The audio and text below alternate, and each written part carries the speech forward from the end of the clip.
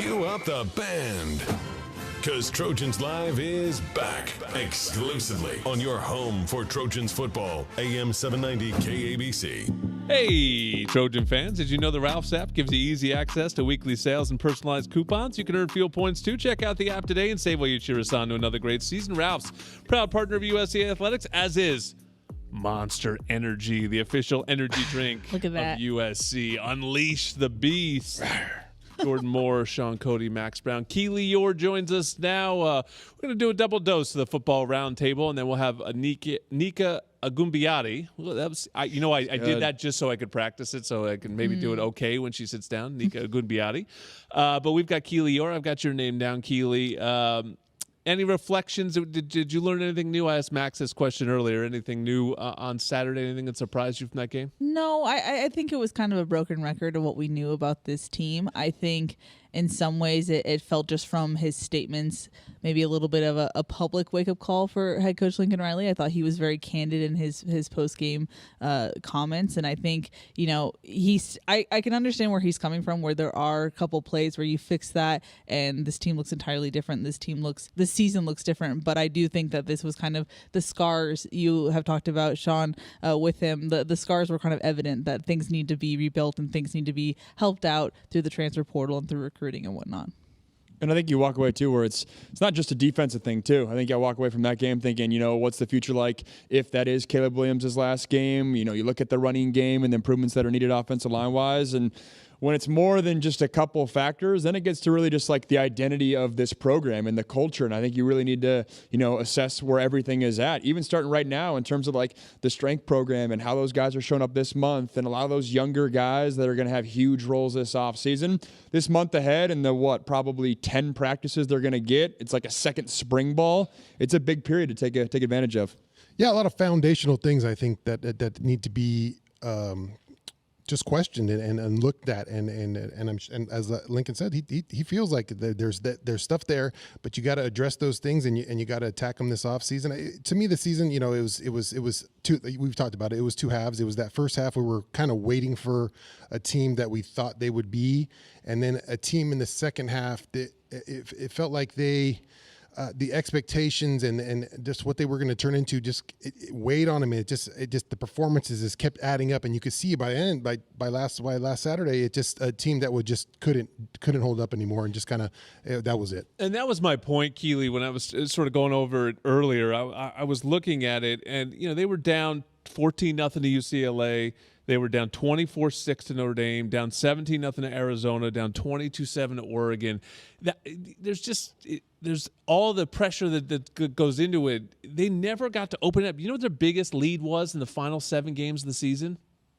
10 points. They were up 10-0 on Cal. Wow. They were up a touchdown at a certain point in Arizona, and they were up a touchdown early on UW. They never got to open it up. They never got to relax. And when I hear you say those numbers, sitting on my couch watching a lot of these games, you had to trust because you had Caleb Williams on your team to come back. When you don't have that luxury next year, that to me, that you got to flip the script on that. And you sense that even with the defense out there was like, can we get a stop a quarter? Because we know our offense is going to score a bunch of points, at least the first 2 months of the season. That's not going to be a luxury next year.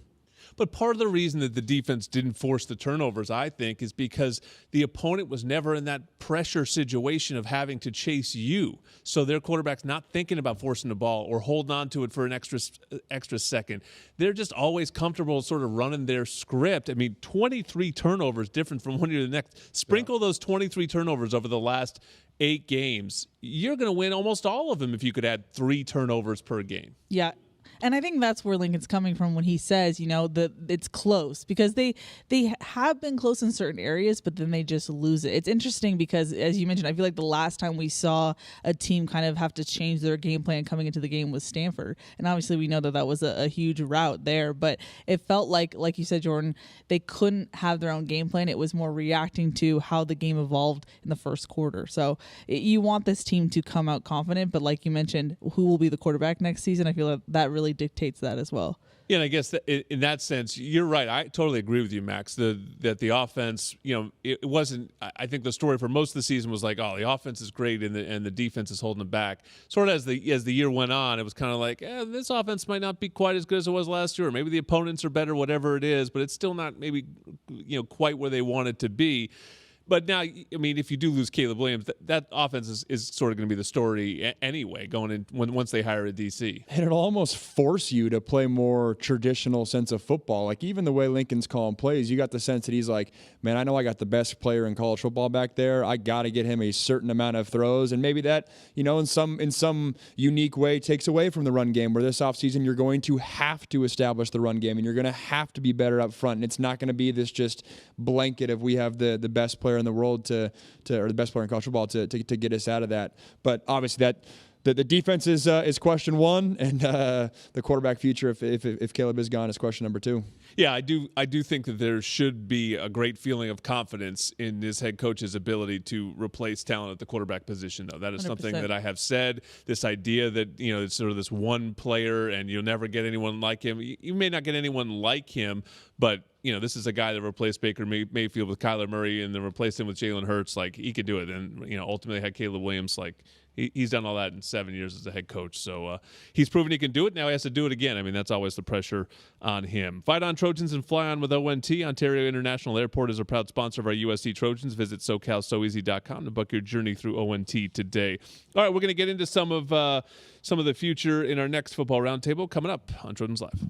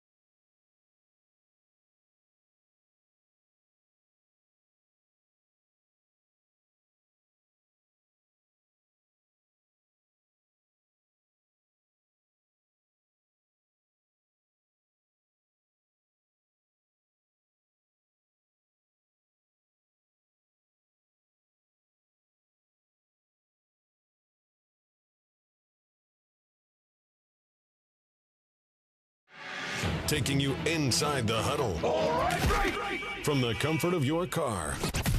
It's Trojans Live on your home for Trojans football. AM 790 KABC. To ask about. When you've got good beer and good vibes, it's all Buena. Stone Buena Vesa Salt and Lime Lager is Baja-inspired, imported from San Diego, located near you at findoutstonebrewing.com. Oh, I thought you had a stone, but no, you just continue to show off the monster.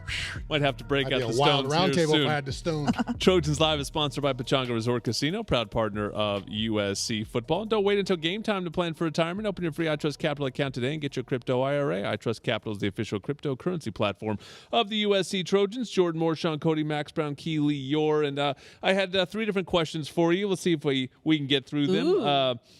Which freshman's development is most important for next season?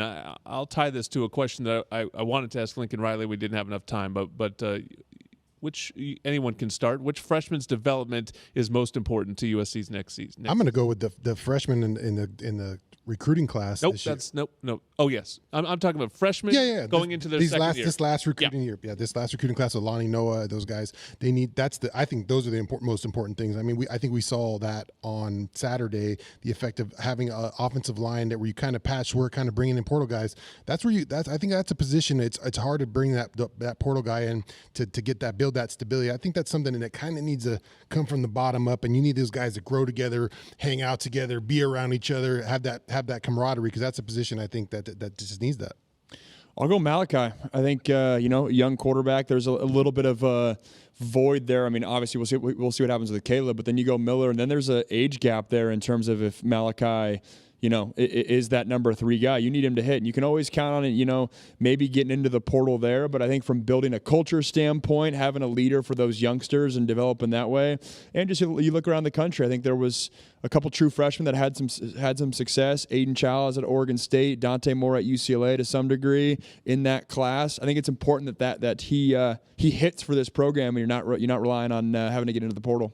Yeah, my first initial response was Alani Noah, especially because he has game experience under his belt.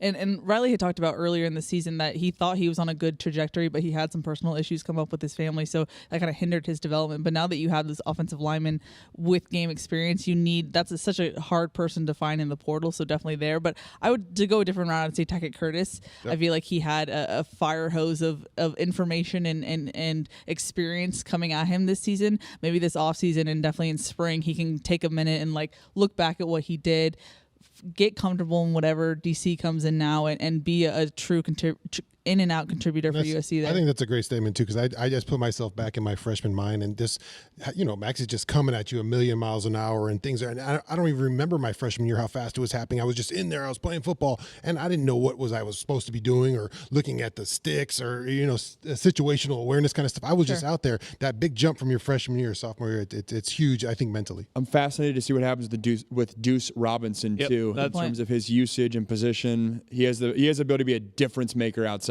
I was headed to that group because I watched Taj and Brennan run out of the senior tunnel, and I was like, okay, so if you lose those 2 guys, yeah, you can go back to the portal, but to me, I think you really need, to your offensive point, you need that whole freshman group to be special, and we heard that they were, and maybe it's just a freshman year, but Zachariah was a really highly rated recruit. We saw it in the return game, but never really got to see it a ton on the receiver.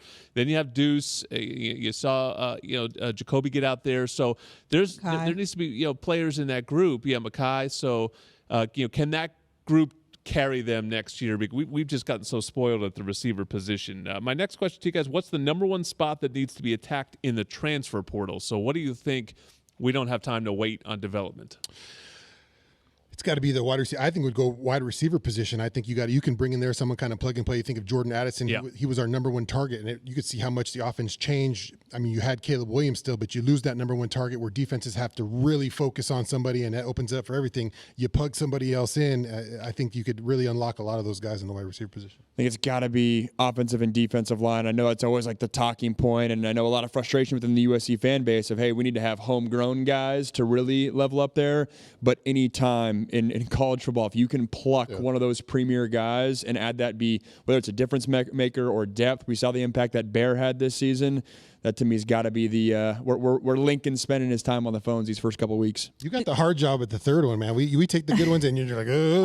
All good. I to go a different route, I would say the secondary. You're losing Christian Roland Wallace, so once again that lockdown corner you're losing. But then does Kalen Bullock leave? Not sure. Max Williams we know is leaving.